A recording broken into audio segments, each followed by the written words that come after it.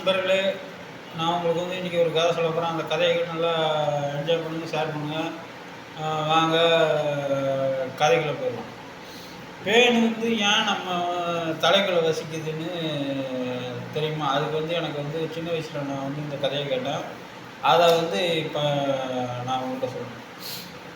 கடவுள் வந்து எல்லா மிருகத்துக்கும் விலங்குகளுக்கும் வரம் கொடுத்துட்டு, அப்புறம் எறும்புக்கும் கொசுக்கும் வேறு அந்த மாதிரி வரம் கொடுக்குறாங்க.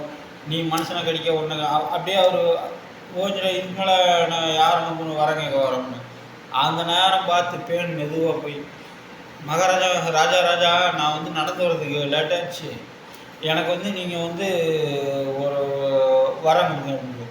உடனே அவருக்கு கடுப்பாயிடுச்சு. கடுப்பான உடனே சரி எல்லாரோட தலைமுடியிலையும் போய் பூந்துக்கோ அப்படின்ட்டு. அவர் அந்த மாதிரி வரம் கொடுத்ததுனால தான் இப்போ நம்ம தலைகளில் எல்லாமே பேன் வந்து வசிக்குது. இதுலேருந்து என்ன தெரியுது, எப்பவுமே குறிப்பிட்ட நேரத்துக்குள்ளே கடவுள்கிட்ட போய் வரம் கேட்கணும்னா அந்த நேரத்துக்குள்ளே போய் வரம் கேட்டணும்.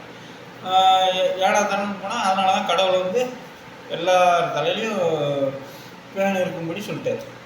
அடுத்து இன்னொரு கதை. அது என்ன கதைனா, சிலந்தியிடமிருந்து பாடம் கற்ற ராஜா. ஒரு ராஜா வந்து ஒரு நாட்டை பிடிக்கணும்னு ரொம்ப முயற்சி பண்ணார். மொதல் வாட்டி போருக்கு போனார், தோற்றுறாரு. ரெண்டாவது வாட்டி போனார், தோற்றுறாரு. மூணாவது வாட்டி போகும்போது தோற்றுறாரு. நாலாவது வாட்டி போனார், சுத்தமாக தோற்று அவர் ஒரே ஆளாக தான் வந்தார்.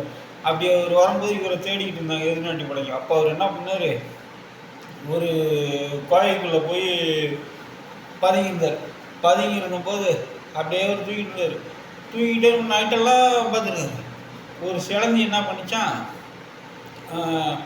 வலையை கெட்டுமா, அப்புறம் அப்படியே கெட்ட அந்த வளர காத்தடிச்சுன்னு வரணும், திருப்பி அதை வந்து அதை உண்மையில் வச்சு கெட்ட இப்படியே இருக்கும்போது அந்த ராஜா நைட்லேருந்து கிளம்பிட்டு சிறிய சிலந்தியை எவ்வளோ கஷ்டப்பட்டு அப்புறம் காலையில் கூட நல்லா பெரிய சிலந்தி. அந்த சிலந்தியை பார்த்து உடனே ராஜாவுக்கு வந்து யோசனை வந்து, அப்புறம் அவர் தைரியத்தை வரவழைச்சி திருப்பி படையில் திரட்டி திருப்பி கொஞ்சம் இந்த வாட்டி கொஞ்சம் பொறுமையாக கொரில்லா முறையில் போய் எதிரிநாட்டை வந்து அடிச்சார் பாருங்க. நாடு வந்து விழுந்துருச்சு. உடனே அந்த நாட்டை வந்து அவர் பிடிச்சிட்டார்.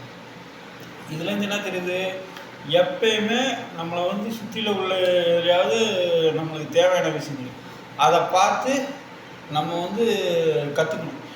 இது என்ன பெரிய சிலந்தி தானான்ட்டு அவர் ராஜா மண்டானிக்கு நினச்சி அசால்ட்டாக விட்டுருந்தாருன்னா அவர் வந்து அவ்வளோ பெரிய வெற்றியை பெற்றிருந்தார்.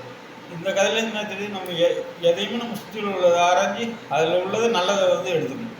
இதுதான் இந்த கதையோட கதை. நன்றி, வணக்கம்.